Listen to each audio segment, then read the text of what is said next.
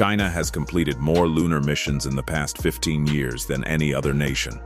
We're not talking about a handful of flybys.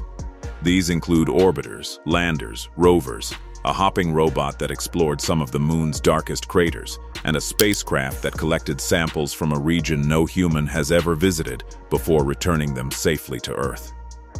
And this is only the start. What surprises many people is that China isn't doing this just to win a space race. They're doing it because the moon holds resources that could transform how humanity explores the solar system for generations.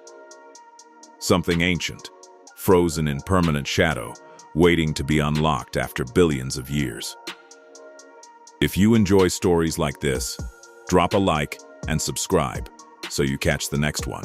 By the end of this video, you'll understand why China continues returning to the moon, what they're truly searching for, and why the first nation to master this could shape the future of space exploration. One step at a time, but always moving forward. Most countries aiming for the moon try to land quickly. China took a different path. In the early 2000s, they created a long-term roadmap spanning decades. Not because they were moving slowly, but because they wanted each mission to build directly on the last. Every flight had a clear purpose that supported the next. Nothing was rushed or wasted. Their plan had 4 clear phases: orbit the moon and map it thoroughly, achieve a soft landing, return samples to Earth, and eventually establish a lasting presence. Each stage had to succeed before advancing, like constructing a skyscraper where you secure the foundation before adding floors. The first mission launched in 2007. Called Chang'e-1 after an ancient Chinese moon goddess, it orbited for over a year and produced some of the highest quality lunar maps available at the time. No flashy landing, just steady, accurate data that engineers could study for years. 3 years later, Chang'e-2 refined those maps even further, allowing scientists to identify safe landing sites and avoid dangerous craters or unstable soil. These early missions didn't always make headlines, but they created the essential foundation for everything that followed. And what came next completely reshaped our understanding of the moon. The discovery that changed the textbooks. In 2013, China took its biggest step yet. Chang'e-3 achieved the first soft landing on the moon since the 1970s. After nearly 4 decades of silence, China succeeded quietly and precisely. Riding along was a small rover named Yutu, or Jade Rabbit. It drove onto the lunar surface and began exploring immediately. Soon, it made an unexpected find. The rocks and soil were different from anything seen before. For decades, nearly everything scientists knew about the moon came from the Apollo samples brought back by 12 astronauts. Those rocks shaped entire scientific models and textbooks.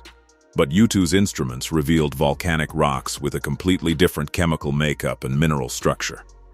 It was like discovering an entirely new chapter in a book everyone thought they had finished. This revealed that the moon isn't a simple, uniform world. It has complex geology shaped by different processes across different time periods. Volcanic activity had continued longer and in different places than previously believed. The Apollo landing sites were just tiny spots on a vast landscape.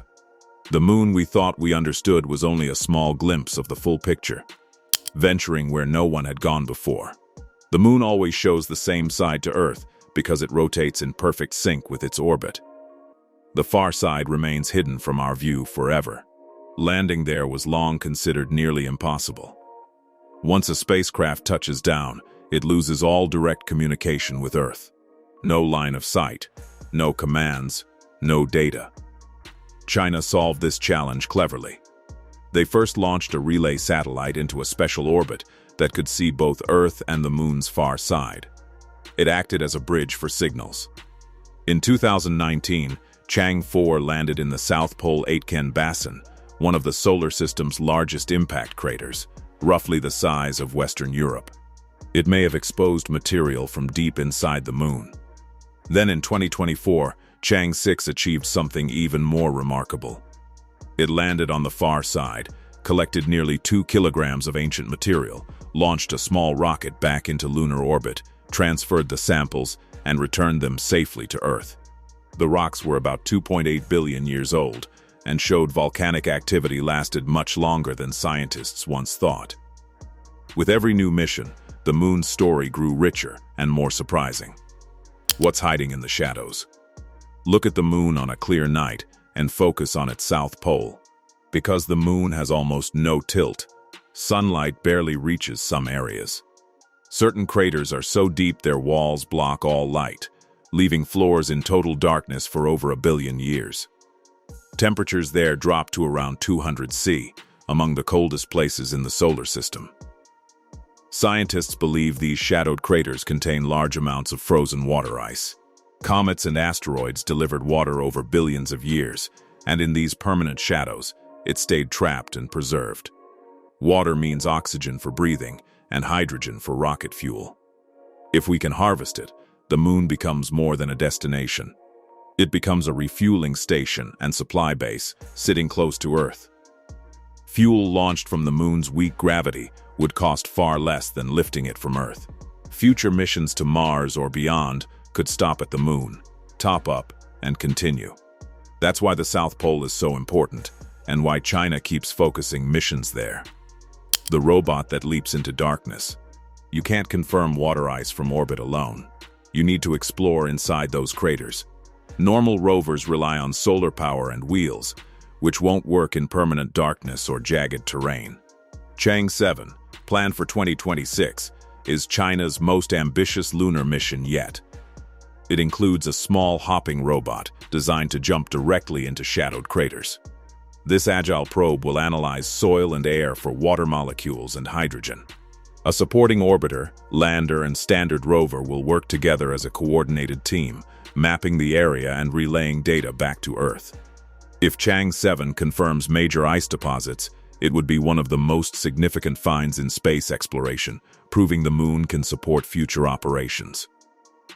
Building with what's already there. Finding resources is one thing. Using them is another. Chang'e 8, targeted for around 2029, will test in situ resource utilization, making use of local materials instead of shipping everything from Earth. Experiments will attempt to turn lunar soil into construction blocks for landing pads, radiation shielding, and roads. Other tests will extract oxygen from lunar minerals. Robotic 3D printers could build structures layer by layer using moon dust as raw material. Success here would mean the moon could eventually help construct its own base, the station that could shape the next century. All these missions lead toward one goal: a permanent international lunar research station at the South Pole. Construction is expected to begin in the early 2030s, with robotic missions delivering power systems, communication equipment, and lab modules. The station will expand over time to support longer human stays. China has invited other countries to join, and many have shown interest. Meanwhile, they're preparing for crewed missions with the Long March 10 rocket and Mengzhou spacecraft already passing key tests. The first astronauts may land before the end of this decade for short visits that will grow longer over time. The moon offers low-gravity launches, potential fuel production, radio-quiet far side for telescopes, and a perfect stepping stone for deeper space. The nation that builds lasting infrastructure there first won't just plant a flag. They'll help set the rules for how humanity expands beyond Earth. Piece by piece, mission by mission, China is laying that groundwork on a world we once thought we understood. The moon was never the end of the story, it was just the beginning. If this shifted how you see the moon, give it a like and subscribe. Turn on notifications, because this story is still unfolding, and we'll cover every major development. Now I want to hear from you. If a working moon base exists by 2050, would you actually consider living there? Let me know in the comments.